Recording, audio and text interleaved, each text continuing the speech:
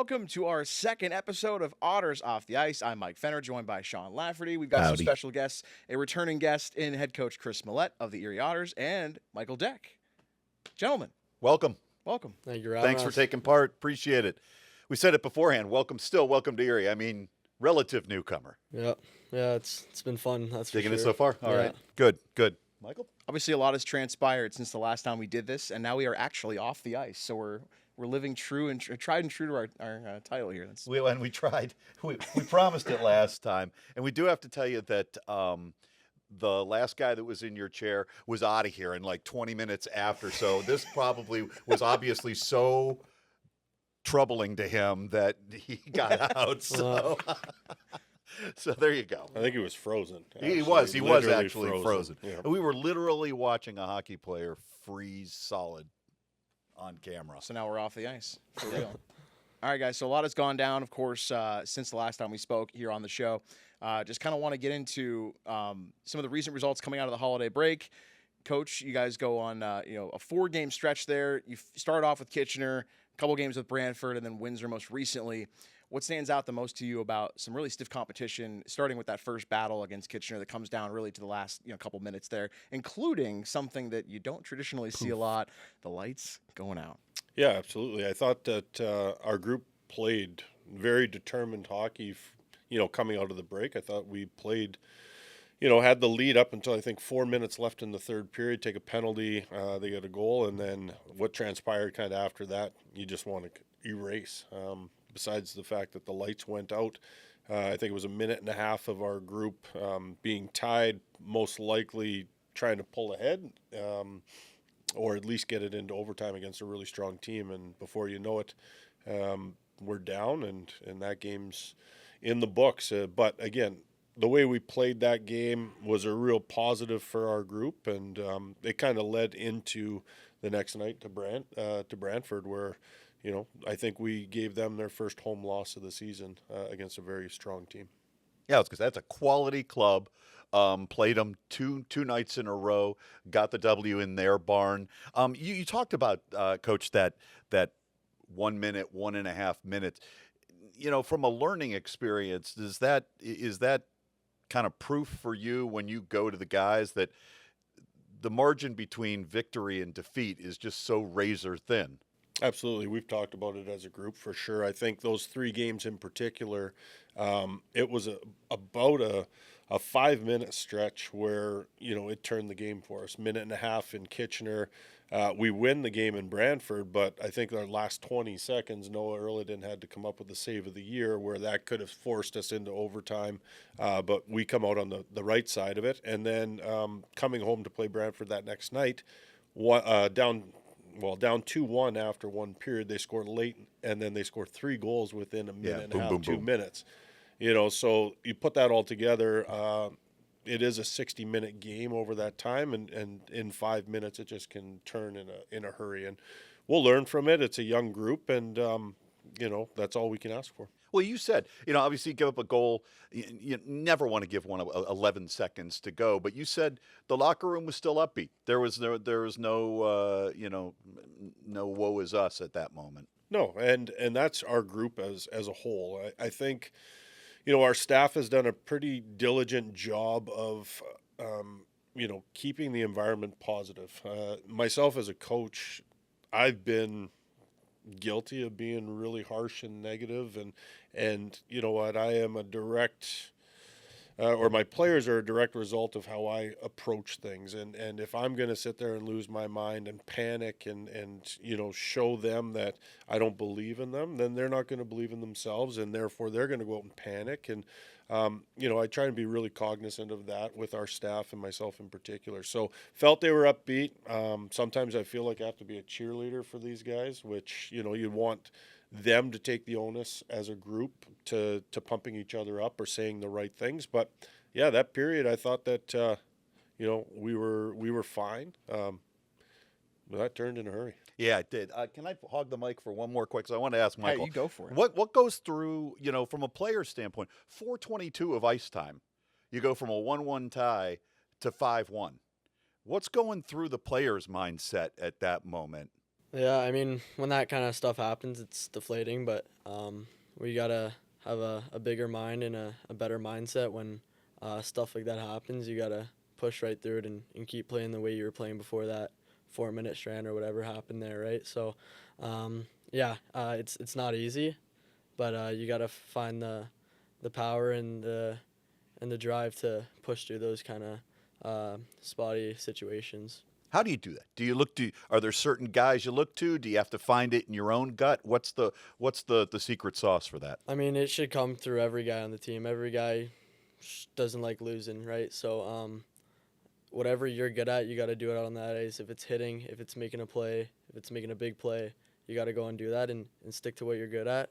I mean, when a big play happens, when you're down like that, the bench has to be loud, and sometimes we struggle at that. So, it's really the simple things that really help in those kind of situations. To kind of wrap up this 4-game stretch coming out of the holiday break, just wanted to ask you, Michael, how refreshed, recharged did you feel? How much did that break, the 8 days between games, help maybe reset a little bit, knowing how long the season is? It's a marathon. Sometimes it can feel like a sprint, but how are you feeling, I guess, maybe coming out of that break, and obviously those 4 games since, but how do you feel? Do you feel recharged? Do you feel like the team has a new sense of just, okay, time to reset and go back at it? Yeah, I mean, for our bodies, we definitely felt the difference, right? That those 8 days, they're really nice when you're going every day during our strand before Christmas. So our bodies were definitely banged up, but those 8 days helped a lot, and it kind of let us reset our minds and our bodies. We were kind of at a high going into the break. We had a good stretch throughout that month, so we kind of had to come back to our senses and know it's not always going to be like that. And when you're at your lowest, you got to push through those. So we're going to keep working after the break, which we have been, and see what happens. Coach, is there homework during that break, or is it just relax? It's be with your loved ones, get away from the rink. They're probably out on their ODRs playing with friends and family, but it's reset, recharge, watch hockey, but don't think about it. Realistically, we've got another 3 months, 34 games. It's a big push. It's a lot to ask for these young men. So I think it was needed by everybody throughout our staff and our players down. All right, so kind of shifting gears here. A lot of people, a lot of fans here in Erie have gotten to see the production. They've gotten to see what you've been able to accomplish on the ice since you arrived here in the trade from Owen Sound in October. I believe October 31st, all the way back there. So, yeah. Happy Halloween. Crazy to think how much time has flown since then.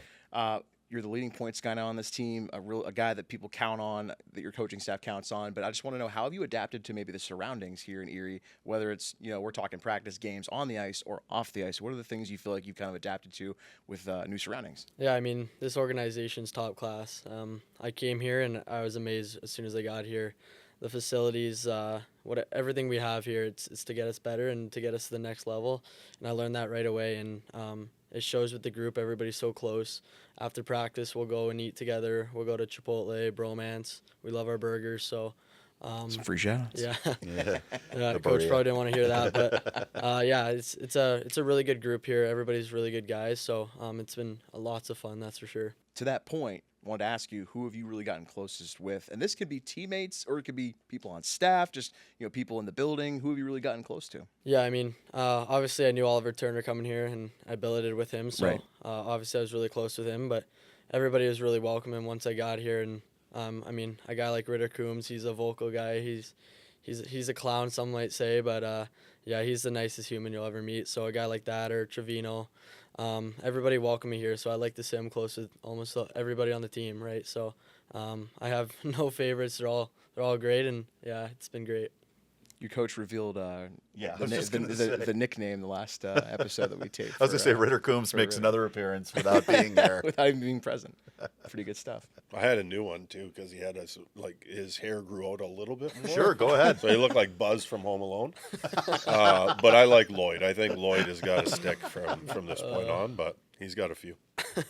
good to What have about options. it? Is Lloyd going to stick? Yeah, I mean, he calls him Lloyd, I call him Rit, so everybody has different names. He's got a lot of names, so yeah. Someday we'll get him here. He'll be here in person to defend himself one of these times. That'll be funny. Is your name conducive to a hockey name with the nicknames? I got a what's whole yours? lot of names too. I'm not gonna lie, but Yeah. He Any calls you me wanna share? Uppy. Guys call me Decker. Okay. Uppy, December, Christmas. Right. Whole lot of things. You get the so- one-syllable name, so they Yeah. got to get Makes- a little creative. I was gonna say Yeah. it makes it a little tough, right? Yeah. I got a lot. So All right. Do you want to take it? What am I taking? Oh, you know what? I did want to.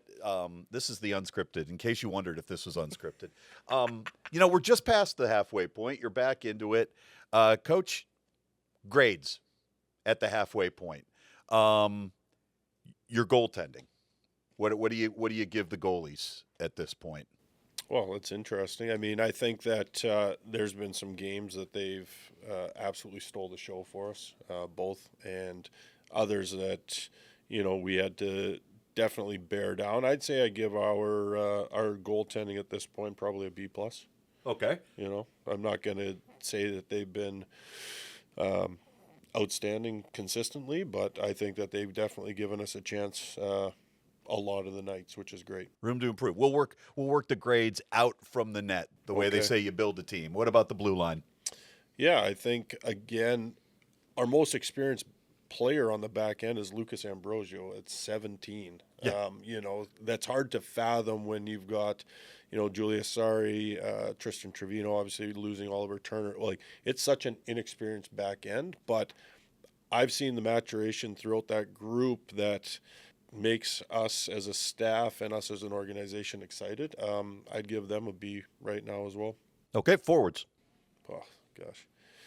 I mean, they're No pressure on this one. yeah. I mean, I think our group as a whole has improved drastically. I think, Mike, the conversations that we've had at the beginning of the season about the inexperience of our group, we still are the most inexperienced team as a whole throughout the whole OHL. I'm not dodging the question. I'd say they're a C plus at this point. Offense is hard to come by, right? Especially playing in a league, but we've got guys that are trending in the right direction. Do we want to score more goals? Absolutely. I think, myself and our staff are trying to try and make them more complete players. There's some that have great attributes, some that, need to learn the game, and that's going to come in time. But a C plus is solid. I think, B plus, B, and C plus. I think most parents would be pretty happy with that report card. I know as a coach, I'm pretty happy. All right, last time we were here, I just have to bring this. Last time we were here, we were talking about the addition of this guy, how this brought you to a number one line that you really felt was a weapon out there. Almost immediately that changed. Are you, through no fault of Michael, but personnel changes happen at every level of hockey. Where do you stand with that in your mind right now? The one line, the two, are you happy with them when they go over the boards? Yeah, I mean, I'm happy with our group as a whole. I think that, Decker can attest to it that I'm a very fair coach in regards to you're going to dictate how much ice time you're getting on each given night. Yes, we have some players that are statistically better than others in certain areas, whether that's points, goals, so on and so forth. But for me personally, if as a forward group and a line is really humming, I think they can tell you that you're going to play. And I've got a pretty good feel for the game that way. And when I don't think that they're playing to their standard, they're going to get what they deserve. So number one line, Eddie leaving, we bring in Ricky, and that was a small sample size to trying to get some more production out of it. But I think now we're definitely more balanced. We don't have that bona fide number one line. I think we've got some really good players that are playing within our lineup up front that are going to be relied on heavily, and Mike's one of them. Frask's another. There are some guys that we've got to get as much as we can out of as often as possible. So yeah, I'm happy though. Again, I'm watching these guys improve every day. How hard they work is really rewarding for me. Wanted to ask this question for both of you, sort of a self-analysis, and then from the coach's perspective, just what do you feel, Mike, that you bring to the table that may be an attribute that maybe people don't talk about as much, or a skill or something that you bring to this team that maybe people don't see with the naked eye, that people aren't thinking about? It doesn't have to be something that people don't really think about, but just what do you think your best skill or best contribution to this team might be? Yeah, for me, it's my hockey IQ. I mean, I don't know if people notice it or not, but I like to say I have a third eye on the ice, and I kind of know what I'm going to do before I get the puck. And that kind of translates, like, I have the brains, but sometimes I'm not moving my feet. So I want to be better at moving my feet, because when I move my feet, I have the head to make plays. So I like to say my hockey IQ is probably my big strong suit. I'll agree with that for sure. I mean, he's very intelligent on the ice, and he understands what he needs to continue to work on. And being a player of his stature, he wants to expose guys with his brain, but he's also got to be moving his feet, like he said, in order to do that, because he'll be able to pick you apart. He's pre-scanning, he's understanding the game before it actually happens, which is nice to see. But if you're standing still, it's hard to elude some of these big monsters that he's playing against each and every night. Awesome. Well, I think we have some time for maybe some more fun stuff, maybe some Okay. more, some fan perspective type. We're gonna cheat. We're gonna go with the same question that we asked Dylan on the first episode, but I have to know, pregame or just in general, what are you listening to? Maybe if it's like before you guys get out there and get moving, or whether it's in the locker room. These could be different answers too. You're not stuck to one response, but I'm just curious, what are you listening to, and then the collective as well. For me, I'm a little weird. I'm country music. I like Adele. I like kind of singers like Adele, so that kind of stuff. And sometimes it goes to sad music. But I'm not rap at all. I don't really go any heavy rock. I kind of like to calm down and kind of sing to the songs. So I'm kind of a weird guy about that. But Is there any conflicting interest there with teammates? Is it ever like, oh man, what's Deck doing? What's Decker got going on? Or is it who's kind of running that? Like, how's that work? I keep it to myself, because I think they would laugh in my face if they heard what I was listening to. But normally, what are they gonna think of this? Normally it's they'll probably laugh, but normally it's Frazier on the speaker, playing music, and everybody seems to like it, so there's no issues there. Interesting. All right, I was gonna say, is there any other? I'm trying to think what else we can come up with here with. I guess favorite pregame meal. What's your go-to? Whether it's pregame, postgame, both. What's kind of your? I know you shouted out a couple food references earlier, but we're talking game day, and you got to lock in, right? Yeah, game day pregames normally chicken parm with pasta. My billet mom makes a great chicken parm, so yeah, that's normally what I go with. Talk about winning the lottery. Mm-hmm. When you get to the billet that can cook, right? Yeah, especially when you can nail that. That's everyone wants to see Exactly. that. But just kind of wanted to see. All right, favorite spot around town, anything you've kind of discovered. I know you haven't been here too terribly long. It's been maybe a couple months, but anything that's kind of caught your eye, or that teammates have kind of mentioned, or I know, obviously a lot of time is dedicated to on the ice and what you guys are working on, but anything that's caught your eye or caught your attention that people have talked about? Yeah, I mean, we love our food, so we're out eating every day, and for a few of us, the hot spot's Bromance right now, the burger spot, so once a week we'll stop in there and get a nice burger, but I've been to the mall. I haven't been to any places that have been too crazy, so I think Bromance has been our spot lately. It's hard to imagine 18, 19, 20-year-old guys thinking about food. That's all. They're eating machines, especially the athletes. What's on the burger? What's off the burger? What can't be on? What's got to be on? I'm kind of a plain guy. I go lettuce, tomato, cheese, and then I have queso with it. Dip it in the queso. Oh, you don't dip it in the dipping sauce that Bromance has? I got the queso on the side, so that's what I You ever tried that before? No. It's delicious, man. Yeah, You got to try it. I will. Yeah. Coach, what's your go-to when it comes to this stop? I can't eat like these guys. It's as simple as that. I mean, on the road, we eat the same thing. I mix in a salad here and there, try not to just pure protein, because I can't keep up with these guys. I'm not burning the calories that I'm putting these guys through every day. So, you know what? I love the fact that they hang out together each and every day. I love the fact that they want to be around each other. I think it's fantastic. So, thanks Mom and Dad for continuing to pad their debit cards so that they can do those types of things, because I know when I was playing that wasn't the case.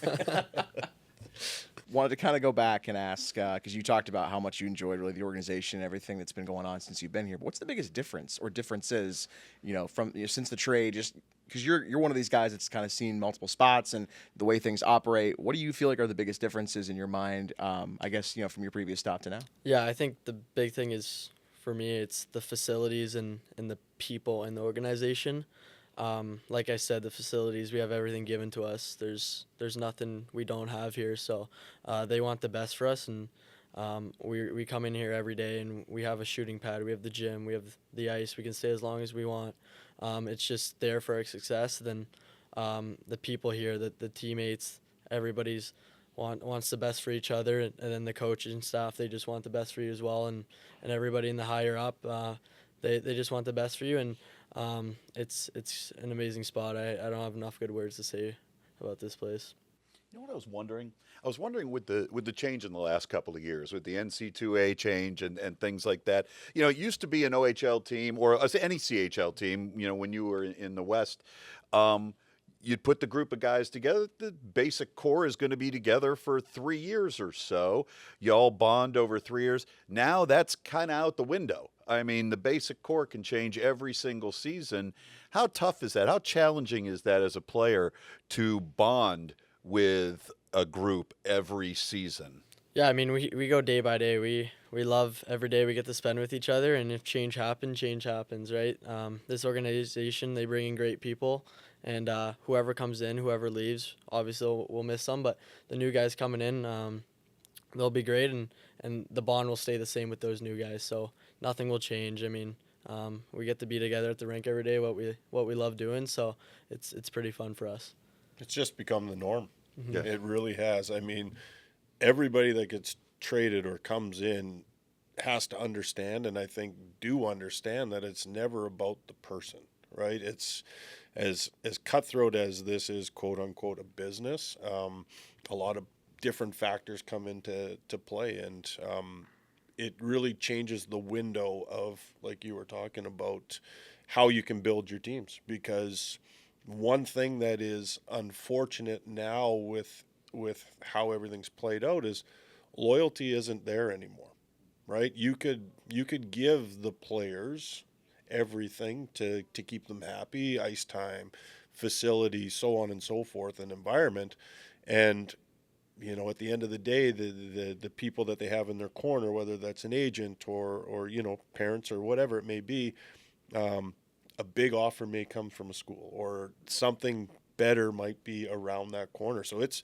really difficult for you to build around that type of thing. So finding good character people that, you know, are in it for the right reasons and want to play hockey and enjoy the environment and understand that they're developing, those are the guys that you want to build around. And I think our room has quite a few of them, which is awesome. But that window's changed. It's an interesting dynamic now, that every time someone comes in or leaves, it's like, you know, best of luck, no hard feelings, keep in touch, because it really is, you're not trading bad people anymore. You're trading, or people are leaving because, you know, interesting things. What a huge change for the coaches too, because this has become either evolve or become extinct from a coaching standpoint, hasn't it? Either your philosophy evolves or fits the in and the out of the players now, or something goes wrong there, because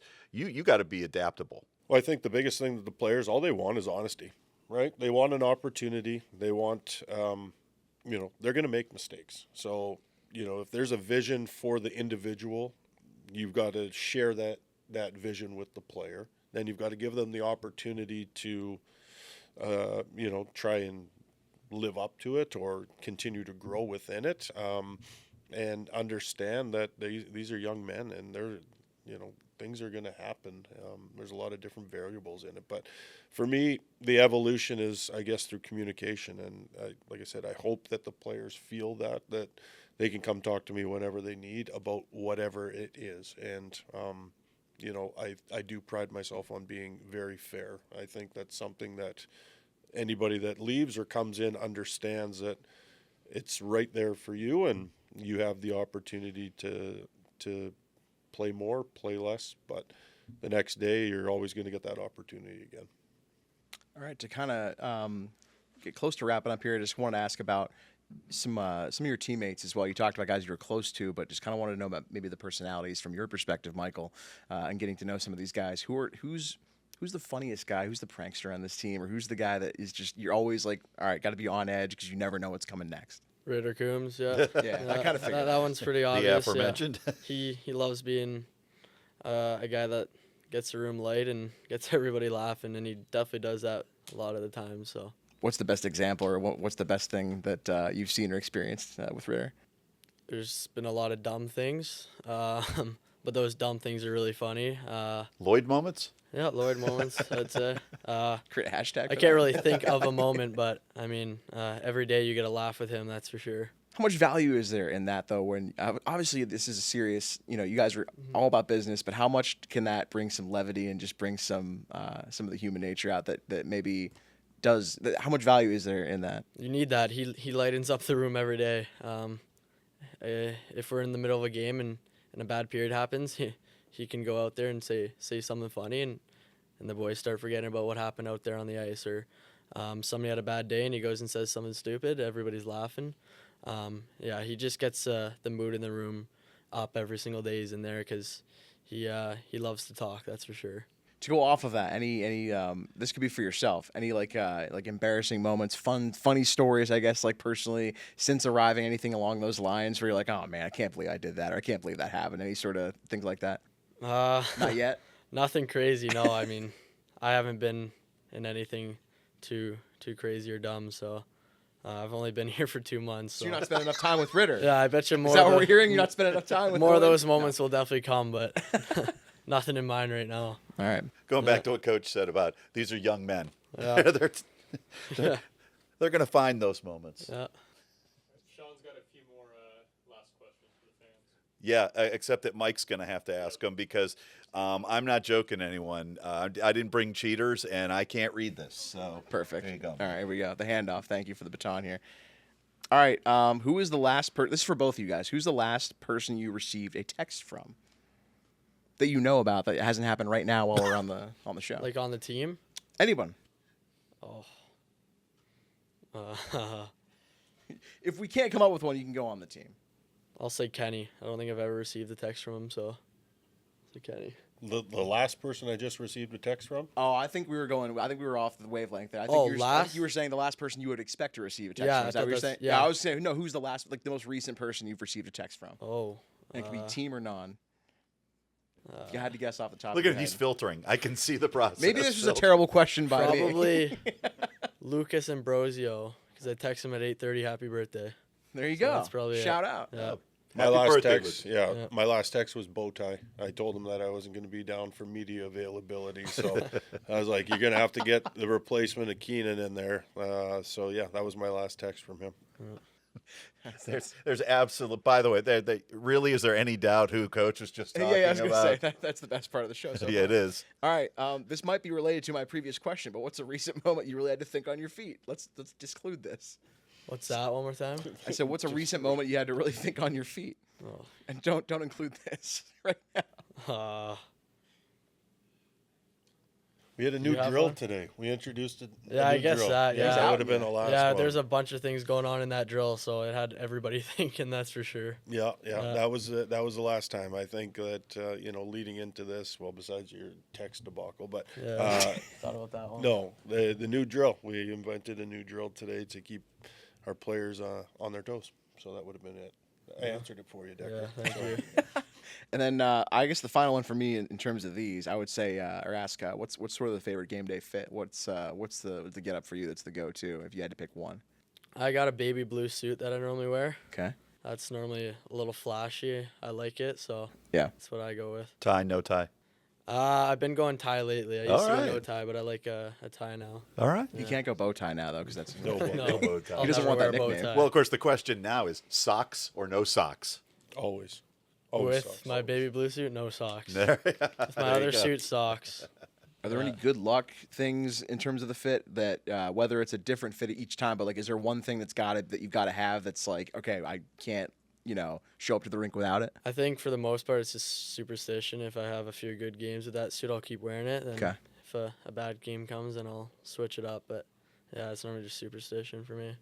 I change every day. My wife dresses me every day, which is outstanding because we got some good fashion on that side. But I know that Keenan Reynolds and Kenny, they'll both wear the same thing. If we win, I will switch it up because that's just what I do. I like it. I like it. Who do you guys think is the best? Who usually has the best fits on the team? To kind of close here. Mike being so cool with the fits word. I'm just trying to fit in. I didn't know. I figured it out. I like Garrett Frazier's kind of dress code to the games. It's okay. He goes basically different every game. He had a John Wick kind of look one game, which I kind of liked, but nice. Yeah. Yeah, I don't see their walk up often. So I know that Noah Erlidon's had some interesting outfits, but Him too. yeah, He rocks jeans sometimes. yeah, but yeah, I'm sure they all dress. I'm not a big fan of the turtleneck chain look like The No, Rock or whatever. That's like Kato. Yeah, Kato some of likes those that. guys. Not a fan of I that. don't rock that either. Beautiful. All right, well, gentlemen, thank you All so right. much for the time. And Coach Appreciate Mallette, it. Michael It was Deck, fun. thank you so much for joining us here on Otters Off the Ice. For Mike Fenner, he is Sean Lafferty. And for you, the fans, hope you enjoyed, and we will see you next time. London this weekend. Go, boys, go.